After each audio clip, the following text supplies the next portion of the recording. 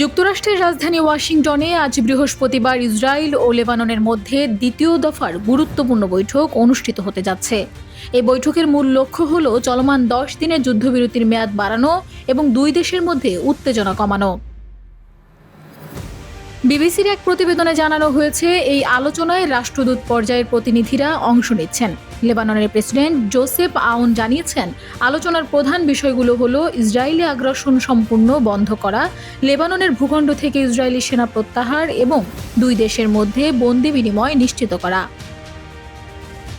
এছাড়াও বৈরুত আন্তর্জাতিক সীমান্তে লেবানন সেনাবাহিনীর মোতায়েন জোরদার করতে চায়, যাতে ভবিষ্যতে সংঘর্ষ এড়ানো যায়। একই সঙ্গে যুদ্ধের কারণে সৃষ্ট ক্ষয়ক্ষতি কাটিয়ে দ্রুত পুনর্গঠন কার্যক্রম শুরু করার বিষয়েও গুরুত্ব দেওয়া হচ্ছে। এর আগে গত 16 এপ্রিল প্রথম দফার আলোচনার পর দুই দেশের মধ্যে 10 দিনের একটি অস্থায়ী যুদ্ধবিরতি কার্যকর হয়। বাংলাদেশ সময় অনুযায়ী দিবাগত রাত 3টা থেকে এই যুদ্ধবিরতি শুরু হয়, যা বর্তমানে বহাল রয়েছে।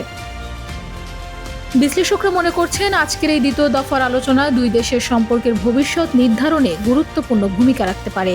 যদি এই বৈঠক সফল হয়, তবে যুদ্ধবিরতির মেয়াদ বাড়ানো সম্ভব হবে এবং দীর্ঘমেয়াদে একটি স্থায়ী শান্তি প্রতিষ্ঠার পথ সুগম হতে পারে। Desk report, Bangladesh bulletin.